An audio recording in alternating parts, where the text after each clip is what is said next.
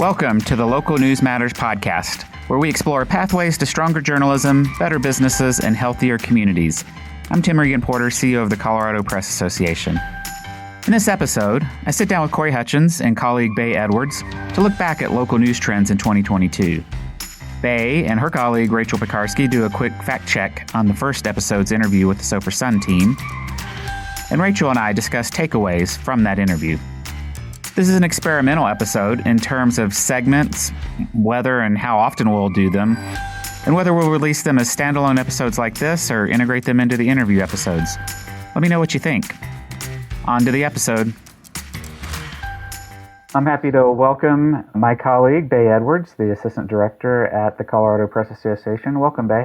Thank you. Happy to be here. We have Corey Hutchins here, who is a journalism instructor at Colorado College, a contributor to the Columbia Journalism Review, the Washington Post, and other news outlets. He produces the Inside the News column, which is produced with support from the Colorado Media Project and distributed statewide via the Colorado News Collaborative. And he delivers the news behind the news to people's inboxes in a weekly newsletter. Hey, thanks for having me. Corey, you're someone who has their finger on the pulse when it comes to Colorado news, but not just what's happening in the headlines. You're providing colorful context on the entire Colorado media ecosystem through reporting, commenting on, and analyzing what's happening behind those headlines. And your weekly newsletter digs into the news behind the news and gives readers a sort of inside look into Colorado media in real time.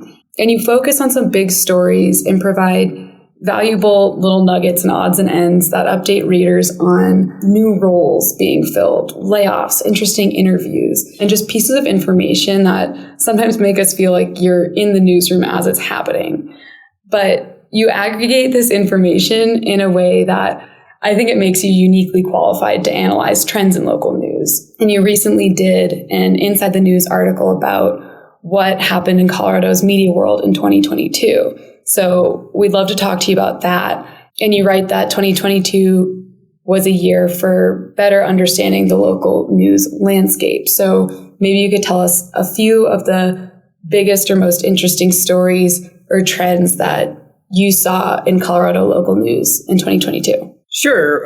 Well, thanks for being interested in it. I'm often kind of fascinated at how interested other people are in what's going on behind the news in Colorado. And I think Colorado is a really interesting place to do this. And I really wonder if I could do something like this in another state, or if there really is just so much happening here in Colorado. Every week I have to cut things from the newsletter before I send it out on Fridays. So there really is almost too much information. And frankly, there should be more people than me, I think, just looking at it. But it is a niche, and certainly glad you're interested in it. Thanks for the kind words. For the past few years, I've put together a month-by-month kind of analysis of what happened in Colorado's media scene, and I try and think of, as I'm putting this together, what really were the big themes this year that I kept seeing over and over. And in 2020, it was for me, I think,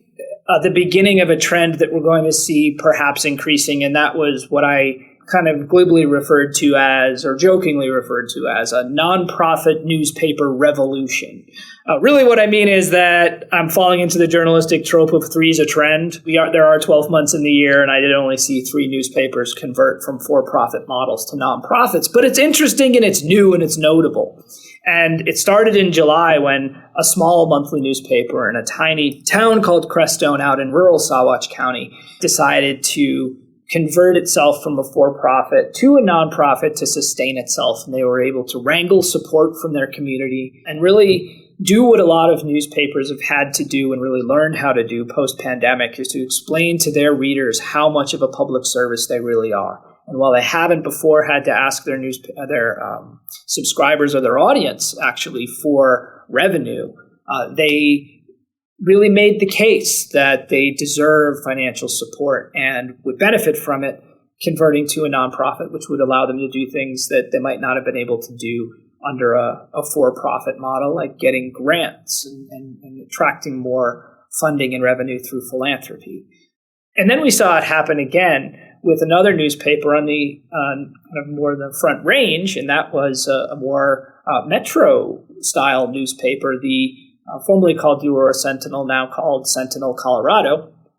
And they decided to do the same things for similar reasons. They converted to a nonprofit with an even more interesting twist to it, in that they were looking for inspiration from none other than the football team, the Green Bay Packers. I didn't know.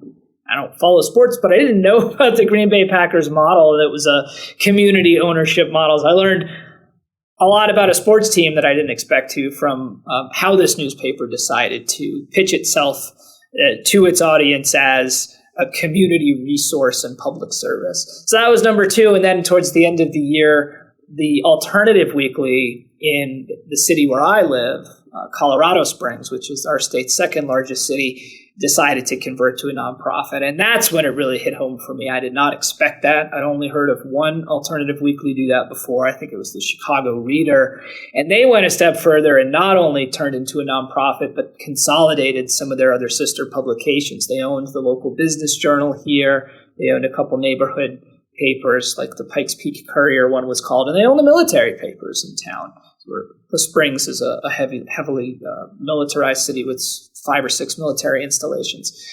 They kind of wrap those all up into one weekly magazine and change the name to 6035, which is a nod to the elevation here in Colorado Springs. So 3 newspapers converting to a nonprofit was a big deal, and I wonder really how many other states saw that happen.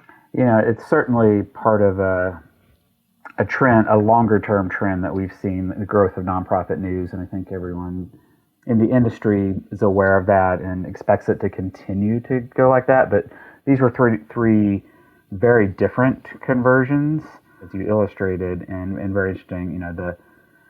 The Salt Lake Tribune had one of the most high-profile conversions. And then we've had experiments, in other places. Mendocino, in California, had a co-op model. They were trying to do a community co-op. I think it ended up an employee co-op.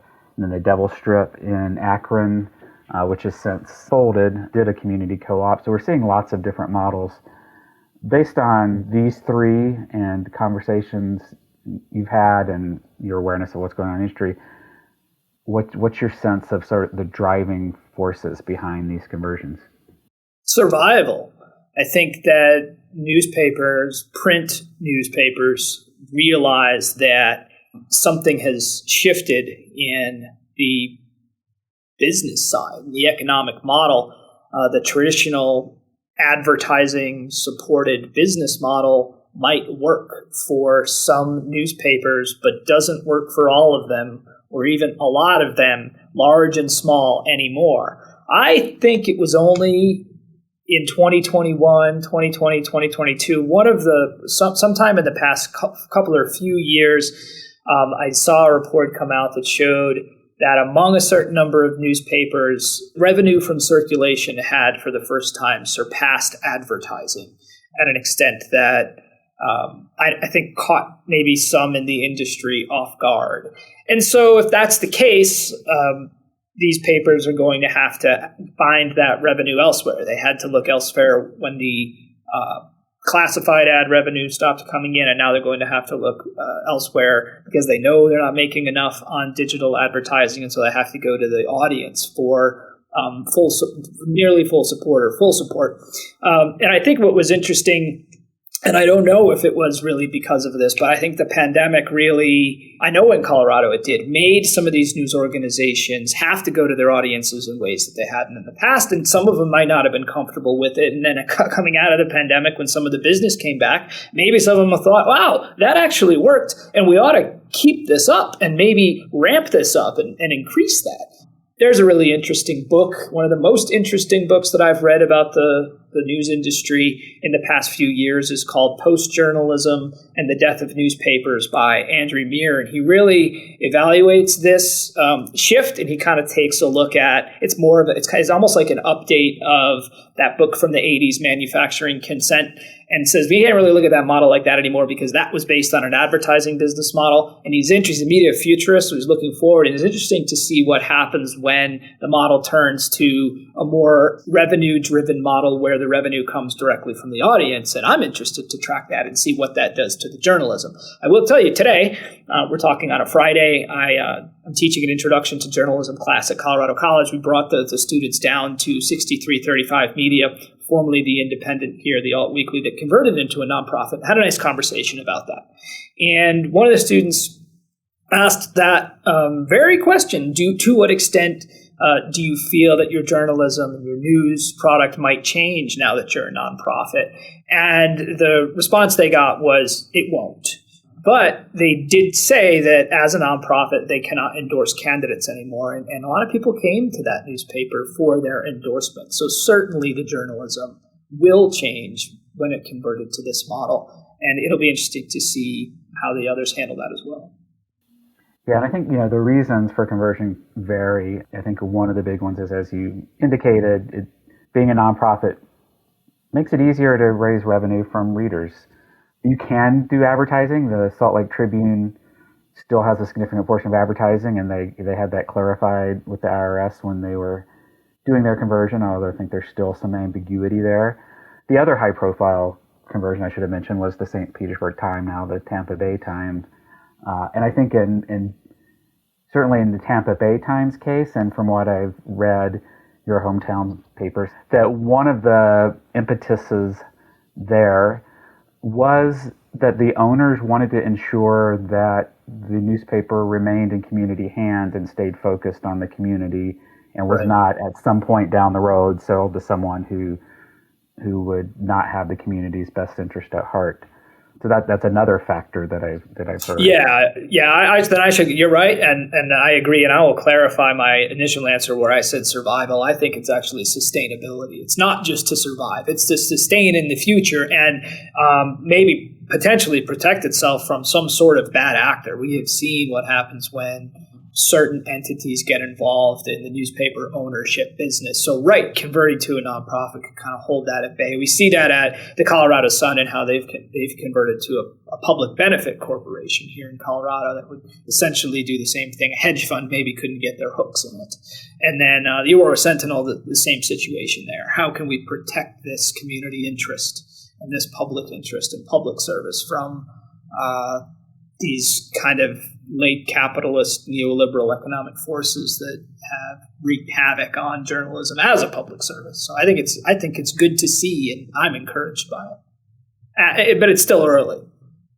I'm curious what you might think makes Colorado unique in terms of local news media and how we're seeing it adapt and change the media landscape here. It seems like there's a lot of firsts in our state. There's a lot of people converting, even three. That's a lot of people converting to nonprofit. We're the first state to have a statewide prison radio station, the first state in the nation to pilot the Journalism Trust Initiative statewide. So I'm curious to get your thoughts on what makes Colorado a good place for these changes and these adaptations, and how have we fostered a safe environment to do so? I think it's the makeup of Colorado, the people who live here. You'd often hear about, and you still do hear about Colorado politically as a battleground and a bellwether, or America in miniature. And people who closely followed politics would look at Colorado as a testing ground. We had a former governor, John Hickenlooper, he's a senator now, but he once said that Colorado is a test tube and people keep shaking it. It was the first state to legalize cannabis recreationally. We've done a lot of innovative things at the policy level, and whether it's education or energy or healthcare or something like that. I know people would look at this state because it was almost pretty balanced between liberals and conservatives and people who don't identify as Democrats and Republicans. Everybody kind of got a fair say here. It wasn't a one-party state, or it wasn't a state that was really controlled by some certain industry. So I think you can look at that the same way as you would politics, and look at it in media as well. People who are interested in trying something new might try, and typically it's Denver. It's Colorado, yes, but typically it's let's try this out in Denver, because I think the thinking is if we can make it work in Denver, then we might be able to take this to some other cities that have a similar kind of makeup. A larger city, an educated audience, and there's money. And I think that that's maybe attractive to national organizations or funders. And I think there's just something unexplainable, really, about Colorado's identity. But it is true that we often see experiments every year tried here, and it is more than once or more than twice or more than 3 times that I am writing, this is the first time that's happened, or I'll use the word experiment, or I'll use the word Colorado is once again, or Denver is once again, or the Front Range is once again a testing ground. So I think all those kind of reasons brewed together have kind of just fostered this. And then it just keeps building on itself like some sort of strange AI machine. It's like we just keep learning more and more about this, and it kind of fosters that identity and that cycle. And so it compounds and keeps happening. And I feel like we've lived, the 3 of us have kind of followed this and lived through this past 3 or 4 years as like, oh my gosh, this is just going and going and going. But again, also, I could be biased because like I spend so much of my time looking into it. If I lived in another state, would I find that there as well? I don't think so. I think there is something about Colorado, and I'm glad to be tracking it. Makes my job easier. We're certainly not unbiased, and what got me here from Georgia was what was happening here with CoLab and CPA and Colorado Media Project. Right. But just to make this not an ad for Colorado, there are increasingly hotbeds of innovation around the country. Certainly what's going on in Philadelphia with LinFest and all of the cluster of organizations that are involved there is great. Chicago City Bureau and some others there. New Mexico has a great collaborative going. North Carolina, they're just popping up. Have any really stood out to you and come across your radar you'd want to highlight? Those are the states that you mentioned are the ones that I hear about. More recently, though, I think Oregon has become a place where national folks who pay attention to the innovations, the ills, exasperations, and innovations and potential solutions in journalism. I've seen some interesting stuff come out of Oregon. They did a news mapping project that caught my attention because of some of the news mapping that we've been doing here in Colorado. So I'd add that to the list. I'm interested in seeing collaborative efforts take root in some of our neighbor states like Oklahoma and New Mexico. I know that there's somebody out in Ohio that's looking to kind of create a collab type situation, a collab type network among the press corps there. And I really think that will become, we'll see a lot more of that happening. This sense of competition. I wrote a story for Columbia Journalism Review 3 years ago now called Journalism Beyond Competition that was looking at Colorado as a potential model for that. And I do expect to see more of this collaborative culture take root elsewhere as well. The other thing that springs to mind is what's happened in New Jersey a couple of years ago, in California this year, around state legislators getting funding, trying to do something to preserve their local journalism. And in fact, Rebuild Local News just launched as an independent nonprofit led by Steve Waldman, who started Report for America. So I don't know if you've followed much of that trend. I haven't. Frankly, I'm actually surprised because there's an instance where Colorado is not the first.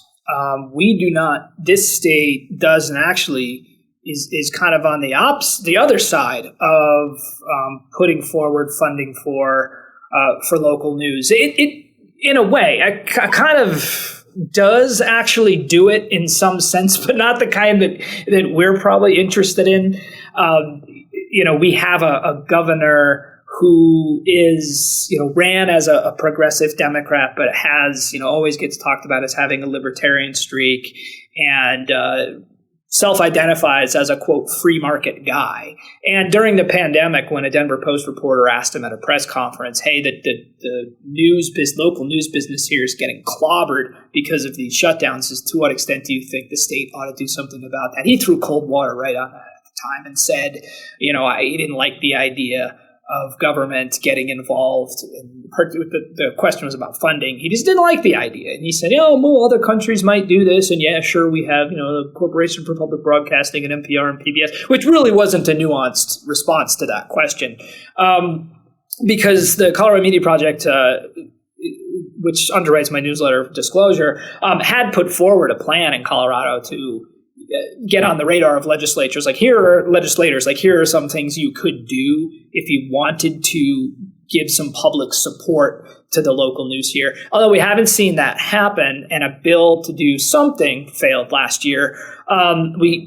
It's not out of the realm that news organizations here aren't getting state support, or actually news organizations in other states. We found out from a reporter at KUNC a couple of years ago that the tourism department was paying journalists from out of state to basically do some junkets here to come here and then write travel stories about how great Colorado was. There's an office out of the executive branch that does something with economic development that for the first time did award the opportunity for about $100,000 in funding for a local news project. I don't really remember what happened with that. But I always have my kind of eyes and ears out for some sort of interesting legislative act to happen here, like it has in those states you mentioned. And I'm a little curious about why that hasn't happened yet. And I wonder if it's an awareness thing, that lawmakers just think that there's really not a need for it here. And if that's a disconnect, I think that would be interesting to explore. And that awareness project is part of our duties as the Press Association. We lobby state government, so we've got our work cut out for us. Colorado's unique in a lot of ways in terms of firsts and the things that we're trying here and experimenting with, but we are not unique in the fact that we're dealing with the same broken business models and the same lack of trust in local news. But we are working on initiatives to combat that. And I wonder what your thoughts are on what trends you've seen, what things we've experimented on in this state that you think could actually be effective in a national context in resolving potentially those issues like business models and lack of trust. I think the biggest one so far the past few years really has been this spirit of collaboration, this supplanting of competition with working together. I think it was correct me if I'm wrong, but your slogan for a conference either last year or the year before was Stronger Together. And I think that is something that was kind of radical but necessary. And it's been interesting to watch here where I am. It's I feel like it's become so normalized now that I do wonder if another state tried to replicate it, if it would take longer or if there would be, resistance to it and why that might be. So I think that is one, just the idea of, and it's hard to do because you need to have, you kind of need to have institutional support, right? And you need to have people already kind of being willing to work together to do it. And then I also think it probably takes some outside funding as well. And so could any state, do that? And where would it originate? Would it originate from, a large research university that could kind of be the place, be the hub to offer that kind of institutional support? Would it be more like Colorado where it's kind of more philanthropically driven and nonprofits are working together? So I think that is something to look at. I think that what we're doing, there's a plug for what the Journalism Institute at Colorado College is doing in this partnership with Colorado Media Project, CoLab, and the University of Denver and others, with the map, just getting a better sense of what the reality of the news ecosystem looks like in a state. the criticism about that was like, so what? Why do we just need to know? We need to save things. We need to actually some people will argue, we just need to give direct funding to a news organization. And I think that philanthropy has decided that's not what they want to do anymore. And they decided that a few years ago. And there's this idea of philanthropic support is really supporting soil conditions. So, these are mixing metaphors, but helping enriching soil conditions in a way that the rising tide raises all boats. A terribly mixed metaphor there, but I think you get what I'm saying. That if you support the ecosystem, it provides opportunities, and so I think getting a good sense of what the ecosystem looks like is important. So we did that with our Colorado News Mapping project. Here in Colorado that you can find at collabnews.co. And others are doing it as well. Like I said, Oregon just did one that's really interesting to look at. And I think other states might. I heard someone in Ohio wants to do it, as I mentioned. So I think those kind of things are places to look. Is there any other trends we want to highlight? The nonprofit newspaper revolution wasn't the only trend I saw in 2022. I can think of another one that was kind of interesting that reflected a broader trend nationally, was that here in Colorado in the run-up to our elections, we saw some news organizations move away from endorsements. So I told you that when one of the newspapers converted to a nonprofit, I think they could no longer, they felt like they couldn't do endorsements, but that was more constrained by their changing their business model. Other ones just abandoned them for completely different reasons. So the Denver Post, the newspaper out of Denver there, that's owned by the Alden Global Capital Hedge Fund, and the Alden Global folks decided that they wanted to get out of the endorsement game. And they own papers all over the country. They own about a dozen or so here in Colorado. And so that would have did affect more than 10 papers here. Denver Post somehow got out from under that and was still able to endorse in the governor's race and I think in the U.S. Senate race. But from now on, don't think they'll be able to. And some other papers, if they hadn't already endorsed that were under the Alden umbrella, weren't allowed to. And it wasn't exclusive to the papers under that ownership. Gannett, the largest newspaper publisher in the country that owns two regional papers here, one in northern Colorado, one in southern Colorado, they decided they were going to pare back on opinions as well. And interestingly, I think that the paper in northern Colorado, the Fort Collins Coloradan, maybe kind of got a little leeway because they're part of a project that's quite interesting that you should track on your show called the Northern Colorado Deliberative Journalism Project, and they got some funding or support from the American Press Institute to do that. So they have actually been, it's kind of an outlier. They've been, I think, increasing or ramping up what they're doing with their opinion section, while some of the other Gannett papers are around the country aren't. But beyond just those big kind of behemoth publishers, we saw some of the smaller regional and national chain papers in Colorado decide to pull back on endorsements as well. And one of the most interesting ones was the Vail. It was either Vail Daily or one of those papers out there. I think it was Vail Daily. Editor wrote a column saying we're gonna be dialing back or not doing our endorsements. And as part of the reason was pretty scary. It had to do with a rise in political violence as a reason for not wanting to endorse candidates. And that's a pretty grim proposition, I think, to find yourself in or to even read about. And so seeing that happen, I think has been interesting. And I'm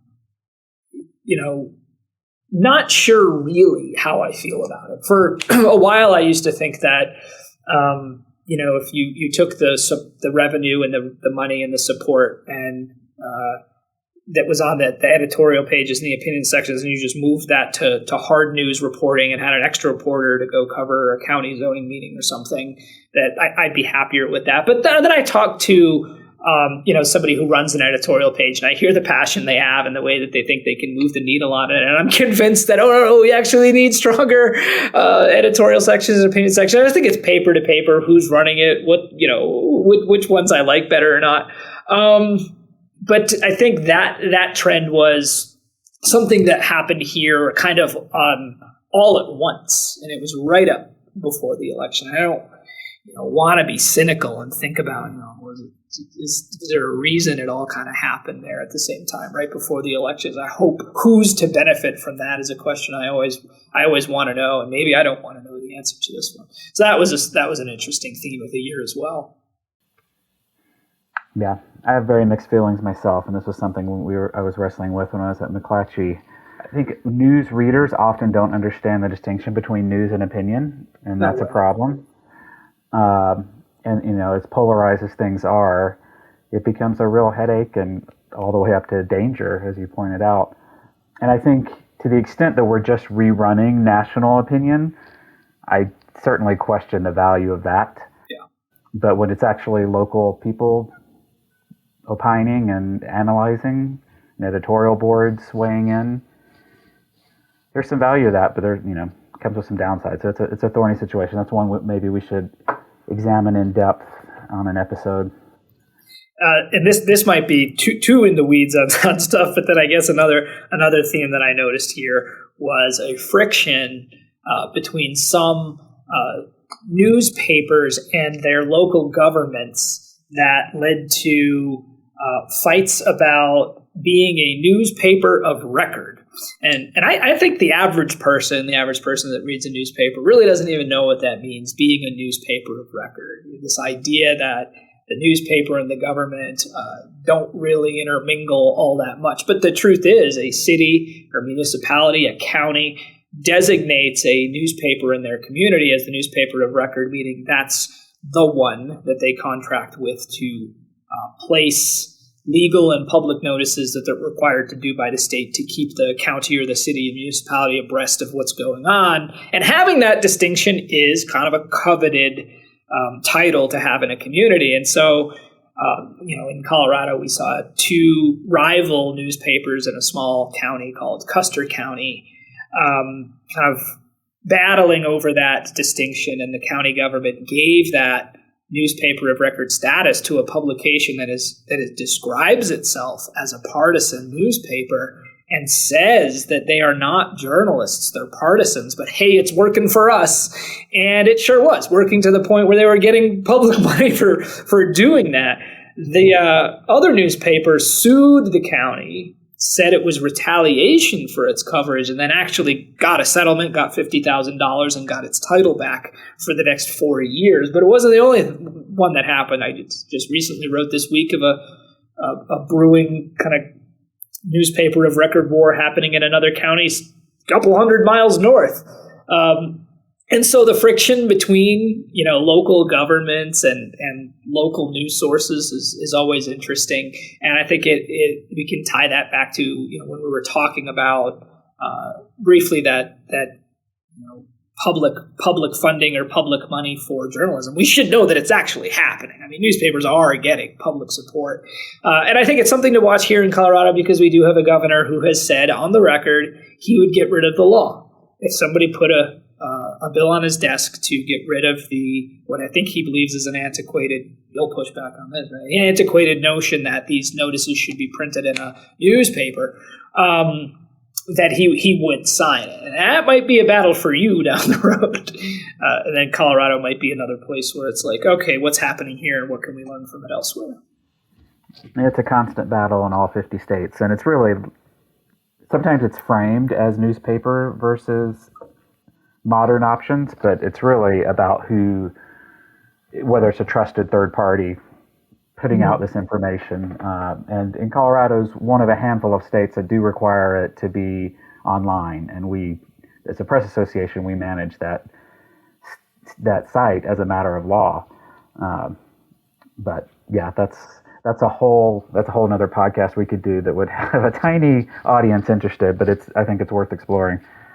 Well, you might say it has a tiny audience, but the public needs to know about it because one of the issues we saw in 2022 in Colorado was that this went to the ballot. That very question went to the ballot in one of the cities around our big national park, Rocky Mountain National Park. The city was Estes, the town was Estes Park, and the city came forward with a local measure to the voters that said, can we take away what we used to give to the newspaper when it comes to these public notices. Can we just do it ourselves? And it is an unfortunate situation, I think, where you saw the town pitting itself against the local newspaper and asking the voters to weigh in. And the voters did, and they went with the city. And so, I think the public education on these matters is important because somebody might have to vote on them one day, and you want them to know what they're voting for. Oh, absolutely agree. I was just 2 days ago talking with someone at another conference, a vendor who actually maintains our website column, about doing something and helping people understand how broad these public notices, how many businesses this affects and how many individuals. I mean, we had our lawyer update our public notice best practices, and he suggested we pare it down because he found hundreds of updates in law that didn't relate to newspapers. They related to the businesses that have to put public notice. I had no idea there were that many statutes that impacted public notice, and there are lots of businesses that use this information for bidding, for all sorts of things. Courts depend on public notices to validate that people have been served on a foreclosure, for example. So there's just so many, and elections. We actually had a bill last year that we fortunately were able to defeat this provision of it, where special districts, so a homeowners association that gets a special qualification that can essentially raise taxes on their association, they wanted to eliminate the notice requirement so they could just put a flyer on a telephone pole. And these things were already notorious for being run by small groups of individuals that the homeowners had no idea, what decisions were being made and who was making them. And these taxes were getting out of hand. And so you can imagine how much worse they'd be if we didn't have public notice. So yes, we've got some educating to do, for sure. Maybe that'll be a trend for 2023. Will be productive conversations around public notice. Hopefully. So you've been doing this year in review and recaps of media trends for the last 3 years. And these reports often outline themes that can continue into the next year. Like in 2021, the theme that new startups and ownership changes could reshape the local news landscape. And that continued into 2022. So based on some of the things that you've seen in the past year and some of those trends that you've highlighted, do you have any predictions for 2023 and beyond? No, I actually don't. I can't think of anything. I really can't. I don't know. I mean, it's early in the year, but no. Here's what I hope. So I keep thinking that we're in the local, for years now, I've been talking about and thinking about and reading about how we need to figure out the business model, a sustainable business model for local news. And we're trying things, and some work and some don't. And there's really just not been a real silver bullet. We've seen some bright spots around the country and here in Colorado when it comes to that. But it's still only been, a few years of it working. And so, it's just tough to say what is this one thing that's going to save the business model for local news. And I have to think, and I've started to think, that it's going to need to take some sort of reimagining or recalibration of the entire system of capitalism that we have. And that's really just the one, and it's such a big undertaking. I don't even know what it looks like. And that, it's like, for me, it's like trying to imagine a color I have never seen before. And that's why it's hard for me to say, I don't know. I don't really have any predictions. The most interesting thing that I think I've seen in the past few weeks or months is ChatGPT. And I guess I really do wonder, to the extent, and obviously I'm not the first person to ask this question or wonder about it, but I really do wonder to what ChatGPT will do for the local news industry, because I think it could do some really interesting things. Can you imagine if a local news organization could harness the technology they're using to create the database that works inside these AI machines that could essentially go and look back at all of the coverage that this particular news organization has, and could give you some historical context on the story that you're writing right now today immediately, without, this is outdated, but without somebody having to physically walk down to the morgue and ask for find a photo or find out, have we written about this before? So those are the kind of things that I'm interested to see. Will it be in 2023? Will we figure this out in the next few months? I'm not quite sure, but I think it's something we ought to look at. One thing I'm seeing, and I'm curious as to your reaction, and it kind of relates to some of what we've talked about and a uniqueness that we didn't. Most of something like 75% of newspapers in Colorado are not owned by hedge funds or chains. They're small local families, owners, or small chains, Colorado Community Media, people like that. And that's fairly rare. I was just at a large state that had 80% of its members are big chains. And the local newspapers, which is why we started off with the Sopris Sun, those small community papers are surprisingly resilient. They're holding on and in many cases doing really well. And I think we're going to see more of a return to the feel. I think we're going back to the future in some ways. I was at this conference, I was talking with an executive at one of the big chains, and she was saying they're getting away from the chasing of clicks that had the content farm model. Yes, amen for that.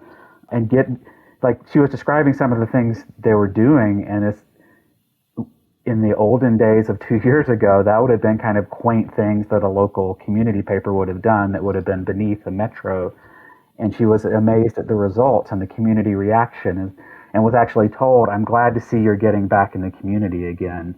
And if that's coming out of one of the big chains, that gives me real hope that our community newspapers are going to continue to thrive, and that some of these big metro dailies are going to actually return to a focus on their local community and not being a content farm.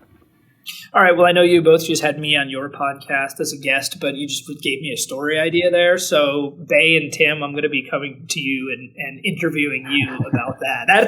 That is an encouraging development, and so I think if that's the case, that would be something really cool to track in 2023.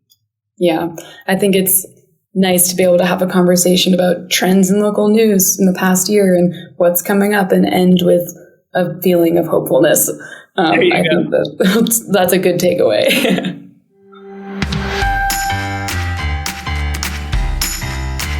I'm Rachel Pickarski, Partnerships Manager with the Colorado Press Association.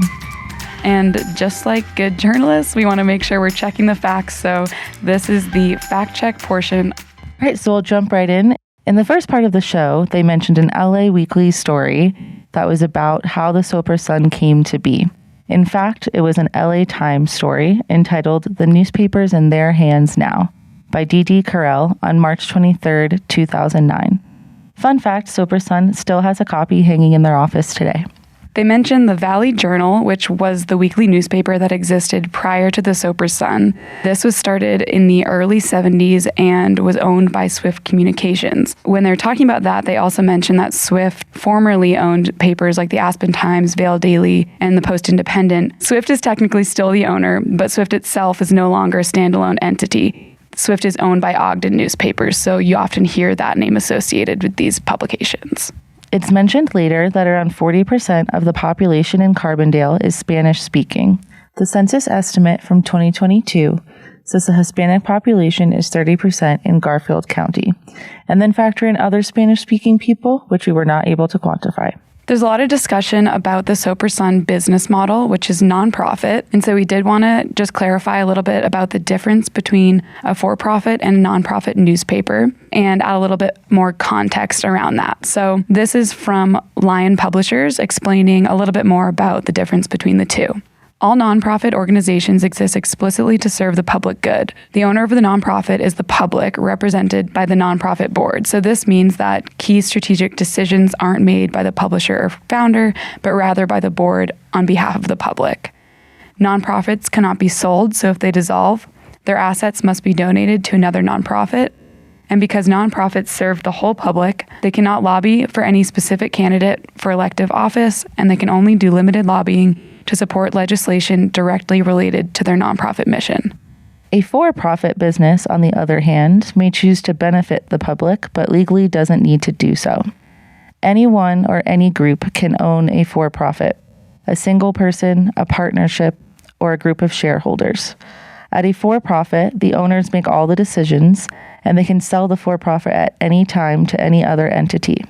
As a private company, the for-profit can endorse candidates, lobby, and do pretty much anything a person can do. That's it for the fact check.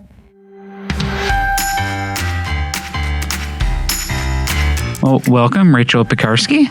Thank you, Tim. Thanks for having me. So I wanted to have you on here to talk about takeaways from what we just heard. And these will tend to be long conversations because there's a lot to get into, and I don't want to just skim over it. And I want to leave people with some actionable things they can take away, and for the TLDR sets, they can just skip ahead. You'll miss all the good stuff, but at least you have something to do. It's pressure. Yes. So, I wanted to have, as I said at the beginning, them on here because they're just a really interesting publication, and they're doing well in pretty much across the board and won our Innovator Award.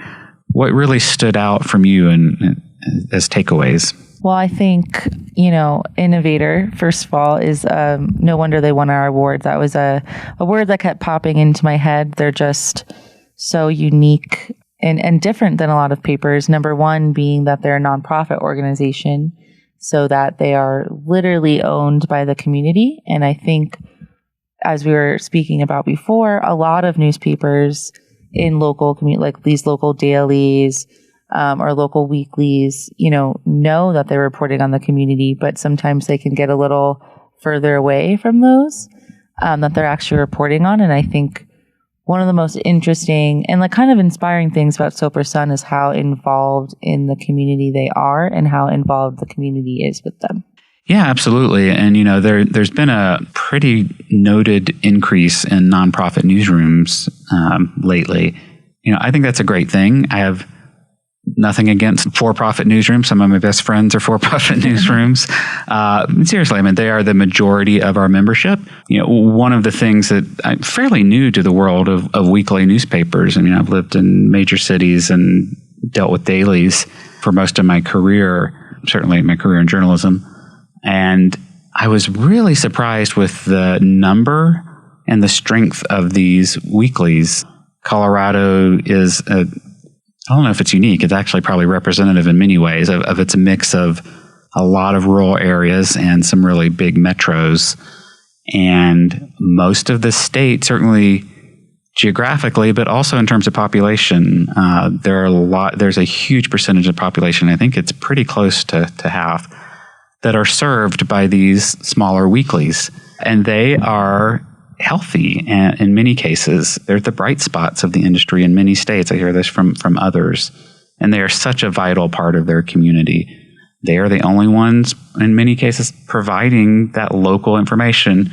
And even in a city like Denver, where we have some great news organizations, the Denver Post, the Colorado Sun, the Denver Gazette, Aurora Sentinel next door. But even there, they don't have the staff to go out into all these local communities and cover all the school boards and city councils and police departments and sheriff's offices and what's going on in the libraries and the high school sports teams. And so an organization like Colorado Community Media, which has, I believe, 24 publications serving, mostly suburbs of Denver, and they're such a vital part. They went through a process of selling, I guess it's been a little over a year, and we were talking about news deserts, and that struck me as kind of strange because they're in the Denver metro area. That's not a news desert. Well, in pretty much every community, these local suburbs are news deserts if they don't have these community papers, because the metros don't have the staff anymore to really be the paper of record for sure. Mm-hmm. And so anyway, so these serve vital roles.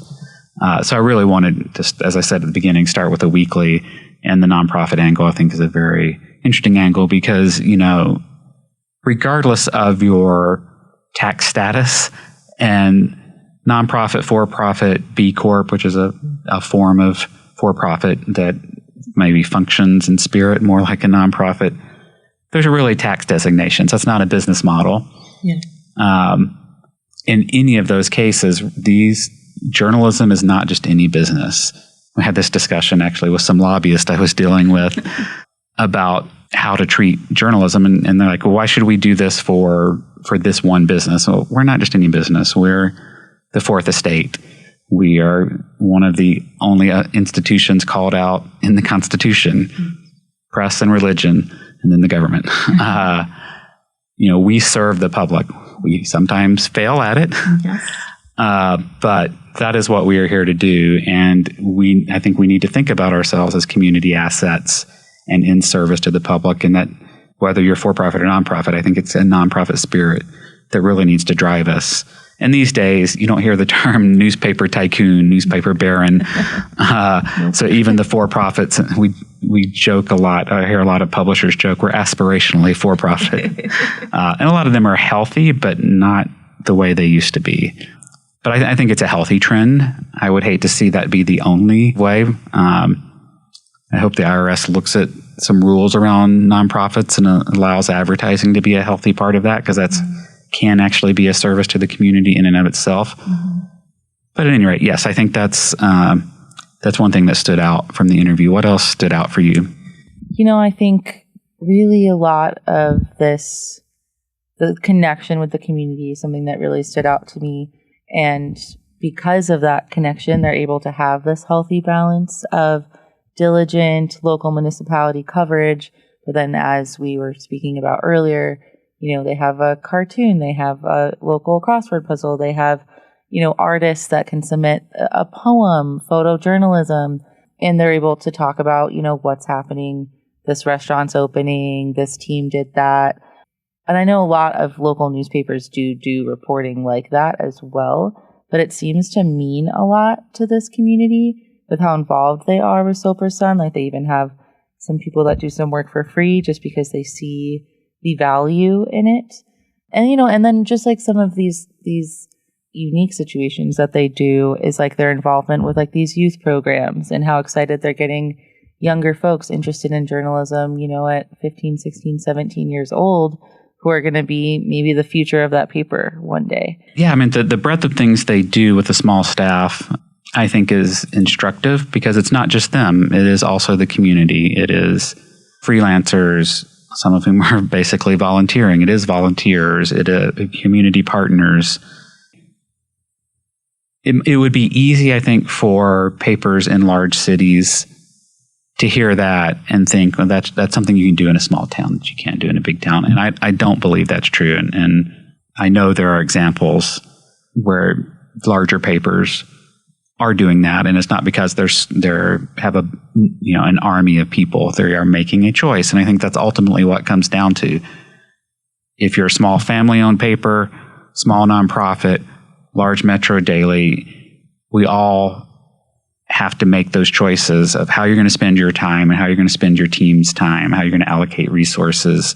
And I think you really have to look at what is the marginal utility, the marginal benefit of each assignment. And we tend to think of what we are doing as producing articles. And that's really not what we're selling. We're providing a service to the community to help them get connected and to have the information they need to be healthy participants in their community. And so ask yourself, does this additional article, this another cop story, another restaurant review, another city council meeting, as valuable as all of those things are, what is the value of that versus engaging and starting a youth program that will make a difference in the life of those youth, but also contribute to content for the newspaper, as we heard with Todd and Raleigh, be future readers, etc. Partnering with a paper in the town over to do an insert Spanish language paper. Mm-hmm. So get creative. Who can you partner with? Who can you work with to make a difference? And what's going to give you the biggest bang for your buck? Can you get out of the daily grind? There's always going to be more to cover, but pick and choose. What are the stories that are going to make a difference? Recruit volunteers, recruit your community, find the assets that are there and pull them into the fold. Yeah. And I think I agree with all that. And I think it's also a good way, what Sopris Sun is doing. And I think Raleigh was one saying like, oh, someone walks by and picks it up because they see the cartoon, but then they start leafing through and they're like, oh, I'm actually really interested in this and I want to participate. And, I've talked to some publishers and editors over the last few months that just think, younger people, millennials don't care about newspapers and they're not going to read this. But we can try, right? I mean, newspapers aren't dead. They're still here. And I'm a millennial. I read newspapers. And, if someone who might not be particularly ever interested in what's going on in their local community, or they just moved to Carbondale from Denver, if they walk by and see the Sopris Sun and, these kind of fun pieces about dyeing hair and really great photography, and then they start going through and they see what's going on at City Council. And I just think that's really valuable. And I think other papers could learn a lot from that model. Yeah. And I'll just quickly add on, we commissioned a study from a third party. It was a representative sample of Colorado adults, and 3.7 million Coloradans, 81% or so, read their local news, print or online, or their social media sites in various formats every month. And the age did not skew older. Different platforms have different age distributions, but they're all depending on their local newspaper. I think that's a very good point. And you brought up the cartoon. That one of the other reasons that I really didn't talk about that I wanted to start with Sopris Sun is, I visited them, it was about a year ago, and picked up the paper, spent some time with it, subscribed to their newsletter, and I was just really struck, almost enamored with all the different pieces. It was I felt connected to it. They have gorgeous photography. As Todd mentioned, they print on high quality paper. It's just gorgeous.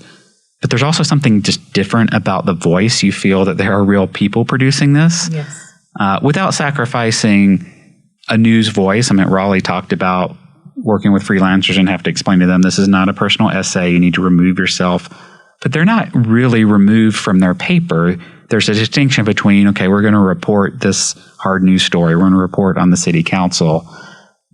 But that's not the whole paper. They're when they talk about restaurants and sports and have essays, they have, the cartoons, they have how many weeklies are doing their own crossword. And, when Raleigh was traveling abroad, the newsletter had some little notes from Raleigh abroad. So you get the sense that there's a real connection. And while that may feel very small paper, hometownish, I think everybody could benefit from a little of that. I think you have to be careful how you do it so that it's authentic and it's in the appropriate places. But I said in the interview, and I cut it, but even at the New York Times, you're getting more and more of that. So it's one of the things I think Thompson brought from his BBC background is the brand aspect, and that these are individuals. I feel like I know Ezra Klein. I don't know him. Me too. I have met him once. We didn't really talk. We were at the same tiny little thing. But I feel like I could go grab. I don't really drink beer, but I could go grab a beer with him, and he's a personality. And Maggie Haberman, who's a lightning rod for some, but there's a person there, and I feel like we in local news sometimes that is lost, except at some of these weeklies, and I think it is a loss because people want to know that there are real people that care about their community. I'm going to take longer than we had planned. I'm going to tell a little story that. I'm excited. I hope to have Jim Brady on the podcast soon. He's now at Night, head of journalism there. But back when Jim had started Billy Penn, I think this was even before he had started any other of the outlets at Spirited Media. I heard him speak at a small gathering, and he was telling us about a soiree they held in Philadelphia with local leaders and community members. And one of the city council members, I believe it was a city council member, came up to him and said, you've hit me pretty hard, but at least I know you care about the city. Mm. And that struck me so hard because the implication there is that the daily paper there, some of the major media there, didn't really care about the city. Yeah. And I think a lot of readers feel that too. And it's not true. I think across the board, I mean, I'm sure there are a few bad apples, but across the board, journalists aren't in this for the money. They're not in this for the clicks. They're there because they care about the community. But a lot of times it doesn't come across. Yeah. And sometimes we do get lost in the grind and we forget. And I think people need to see that we are people and we care. And that's, polarization and all the other problems we're facing. I think it starts with we need to connect as humans, which we'll hear a lot about from Spaceship Media, as well as Jennifer Brandell from Harkin. Yeah, I agree. I think I was at a conference, a summit in May with journalists and editors, and I had met with a bunch of Gen Zers. This one young woman in particular really struck a chord with me, and she was telling me that their professors are telling them in J school, like, you are never going to see your family. You are never going to be home for holidays. Like, you are working 14, 15, 16 hours a day, like making the job about the grind and only about the grind, and not really talking about local media and the importance of reporting on smaller communities, but with the sort of aim to stress and burn these students out immediately with the idea that you're only going to be a great journalist if you go to CNN and sit in a cubicle all day, and that's journalism and that's it. And I think, which is why I'm excited for a generational shift in the industry. I think it's important because obviously there's some toxicity, but I think it can be unlearned. And I think I would guess that most people go into journalism, you and I included, right, to do good reporting and to inform their communities, not to just grind all day for to what end. So yeah, and you're getting at something I want to tackle in multiple ways. I wanted to do it at the convention last year, and we didn't. And that's just how we manage the health of our newsrooms. Michael Bolden, in an upcoming podcast, gets at that pretty hard as well, and that's got to be part of the picture. I think it's good to be honest with aspiring journalists that, when there's a major event, it's going to interfere with your personal life. Definitely, yes. But we hired someone back when I was at Paste who was a music writer for a major daily. He was on his honeymoon. James Brown died. The paper wanted him to come back from his honeymoon and write about it. That is not okay. That is not okay. Someone needs to write about it. You don't need to call someone back from their honeymoon. It's abusive. Yeah. In fact, you probably should already have had your obituary ready to go, which is a common practice, actually, especially for large national publications, for major celebrities and politicians. Yeah. Anyway, any final thoughts, any takeaways? Just, I hope publishers and editors listening to Raleigh and Todd and Tim's conversation really just take away, to remember why we're all in journalism, and that it's really important to have those ties with your community, and it's going to make your publication better. Yeah. And I would just encourage, one of the philosophies behind this podcast is every community is unique. Every media outlet newsroom is unique, but we can all learn from each other. And in fact, I think some of the best learnings are actually across industries. We should be looking at what other businesses and nonprofits, which actually is a business, what they're doing, what's working, where is innovation, and how does that apply? And nothing applies as is blindly, but we can all learn from each other. And there's a tendency to think, that won't work here, either because we're a major metro, we're too small, but there are always takeaways and ways to learn it. And, I almost cut the section where Raleigh mentions the size of their newsletter. I think it was 300. Yeah, 300.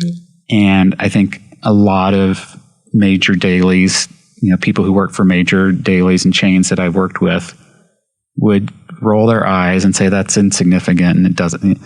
But think about the percentage of the community that is, the meaningful interaction they're expressing. These aren't just headlines they're sending out. There's a real connection there. And their success in terms of percentage of the community and, doubling their budget don't scoff if you're not doing that.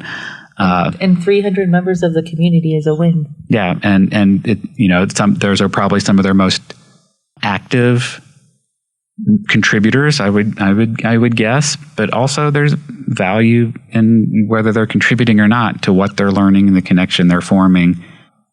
And I would, think about that when you're thinking about growth. In fact, that's a classic point. If you read Clayton Christensen, Innovator's Dilemma, and he's actually had a number of other books around that topic that I think are maybe even better and more instructive. There are lots of reasons why the industry is in the financial situation that it's in, but a big part of it is we don't understand how innovation and growth work, and these small things is actually what lays the seed for the future, and we scoff at that to our detriment. I agree. Keep doing what you're doing, Sopris Sun. We are now probably testing the patience of our audience. So if you've sat through this long, bless you, and tell your friends about it. Thank you for listening. And thank you for having me, Tim. Thanks, Rachel. Thank you for listening to the Local News Matters podcast. Check back for my conversation with one of my favorite people, one of my favorite thinkers and doers, Jennifer Brandell, of Harkin, Zebras United, Democracy Day, Election SOS, and many other projects. She's at the forefront of helping journalism and other organizations reimagine their relationships with their communities. If you like this episode and what we're doing more generally, please subscribe in your favorite podcast app, leave us a 5-star review in Apple Podcast, and tell your friends about us. You can find a full transcript and relevant links and sign up for our newsletter at localnewsmatterspodcast.com, or for lazy typists like myself at lnmpod.com. If you have recommendations of others doing interesting and innovative work in local news that I should talk to, let me know through the contact form at the website, lnmpod.com. Thanks for your time.